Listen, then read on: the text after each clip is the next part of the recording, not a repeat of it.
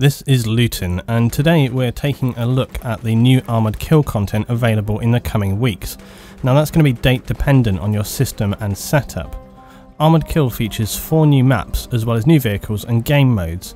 Now the first thing to remember is I play on the PS3, so my view is based on the first whole day's gameplay, and I'm sure that these modes can and will play out differently for the PC on higher ticket count maps and so on. So first, let's take a quick overview of the maps and the modes you can play for Armoured Kill, and they're as follows: Rush, Conquest, Tank Superiority, and then Team Deathmatch, Squad Deathmatch and Squad Rush. The first map we've got is ALBORZ Mountains. ALBORZ is a really excellent map. It combines many elements that come together to make it one of the best maps for me on Armoured Kill. Each game mode works well on this map, and the combination of open areas and close quarter battles is really excellent. For Rush, you start off low in the valley, fighting your way around the lake, before moving up to the mountain roads and fighting on up to the radar station at the end.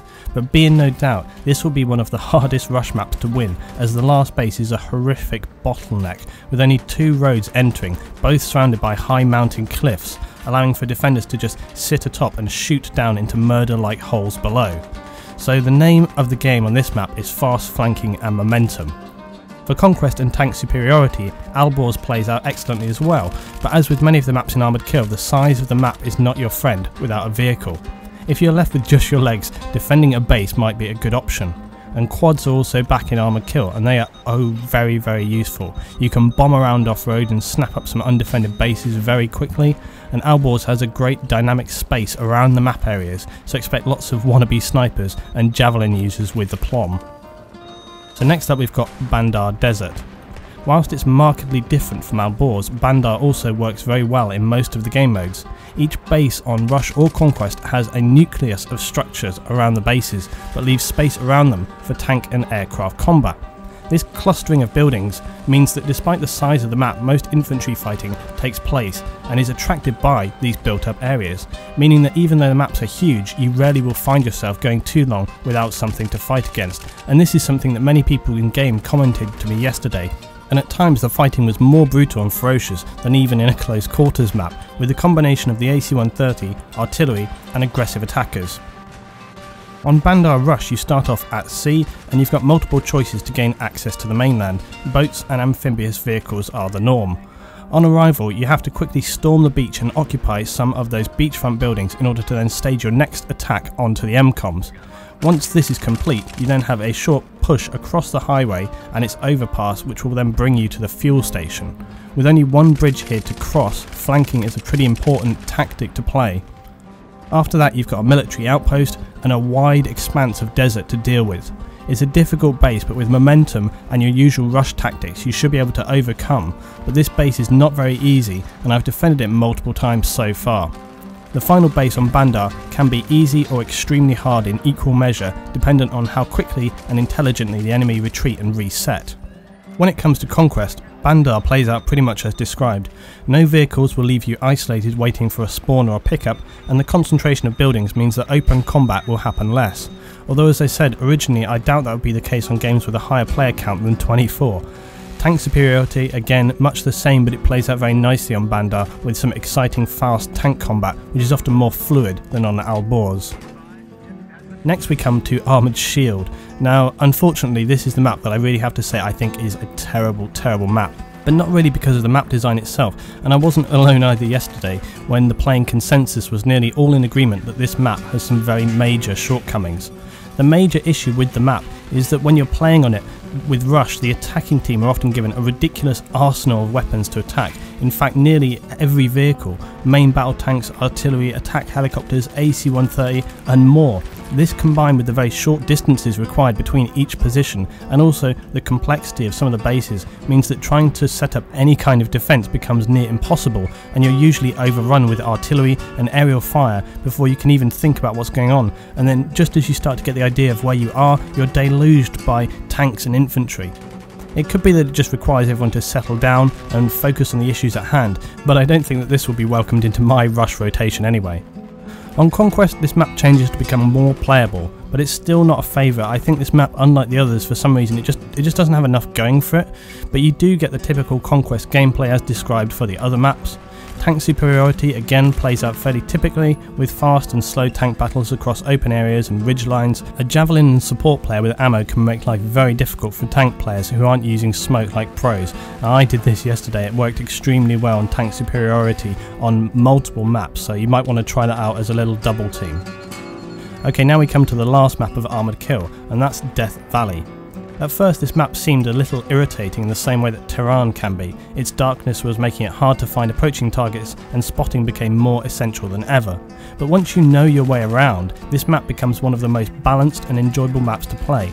It's laid out through a shallow valley with a small rock outcrop linking an overpass across the whole valley. Playing this on rush means a steady push down through the valley, taking out each notable piece of scenery along the way. This map plays extremely well on rush and you have a balanced amount of armour to approach and deal with each base. Likewise for the defenders, do your job well and you will likely manage to hold the line, but fail to use your cat eyes and you'll find yourself flanked and overrun.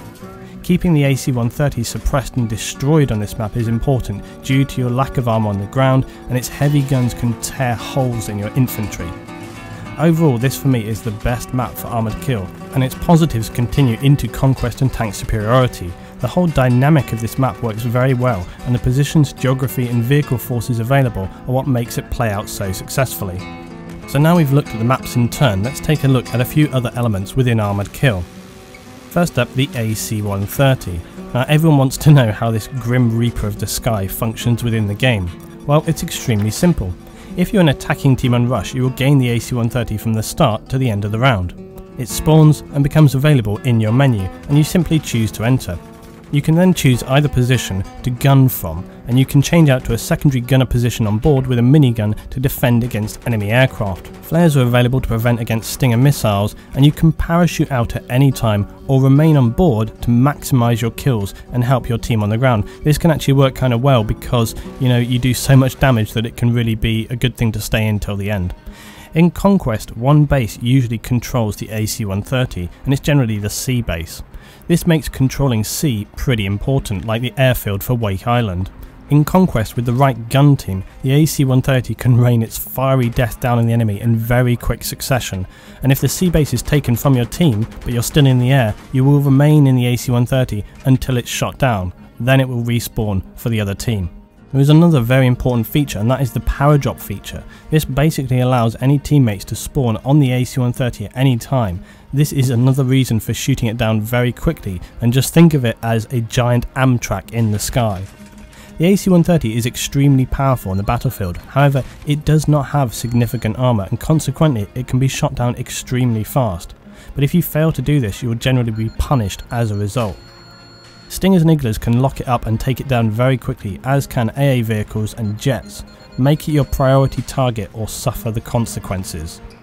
The last thing to say on the AC-130 is that its destruction animation is extremely beautiful, so take some time to check this out during a gameplay. There are some other new vehicles added in Armoured Kill. We have the artillery vehicles, and these fire 6 rockets and are very good at suppressing and devastating enemy positions. Establishing range of a target can be difficult, and working with someone as a team to do this can be very helpful. Recons, I'm looking at you. The artillery vehicles are very weak in armour, and an RPG can disable it in one hit. This is worth doing as well, because when they have range on you, the power of the rockets is completely devastating and much more powerful than mortars. We also have the M1128 and the comically named Sprut. These are the tank destroyer vehicles and feature an extremely powerful turret mounted cannon. This is capable of tearing through enemy armour and should be a strong choice for tank superiority in Conquest game modes. It's fast, but it's not heavily armoured, so stay on the move and pick your targets. Quad bikes are back, and these will provide not only fast mobile attacking from infantry, but also hilarious fun, as you can jump, flip and generally thrash it around on the maps. Definitely an important tool though for flanking on rush maps. The AC-130, as we've said, is back, featuring miniguns, and it has 2 different cannon. It's an extremely powerful gunship in the sky, and failure to acknowledge this will be your own downfall.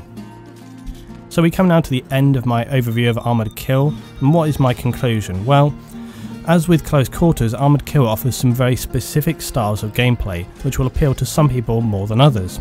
If you want to enjoy the new features in Armoured Kill, but also want some good infantry gunplay, then Rush is going to be the way to go. If you want to have the full Armoured Kill experience, then Conquest and Tank Superiority will be the only choice to go with. Overall, and on reflection, I really enjoyed Armoured Kill. Whilst at times it can be frustrating and chaotic, it offers some really different gameplay than we've had so far in Battlefield, and I think in summary I would simply say that as with Close Quarters, you aren't going to play Armoured Kill every day, but you will want to spend some evenings playing nothing but, in the same way that you would do with Close Quarters. I would give Armoured Kill for me 7 out of 10. It's far from perfect, but a very enjoyable and strong map pack that will keep gameplay interesting for months to come, and certainly until the next DLC. So this has been Luetin. Please be sure to like, comment and subscribe if you enjoyed this video. I have much more content throughout my channel, and if you have people you think would enjoy, then please pass it on and share this review. Thanks for watching guys, and see you soon for more Battlefield 3 analysis and advice.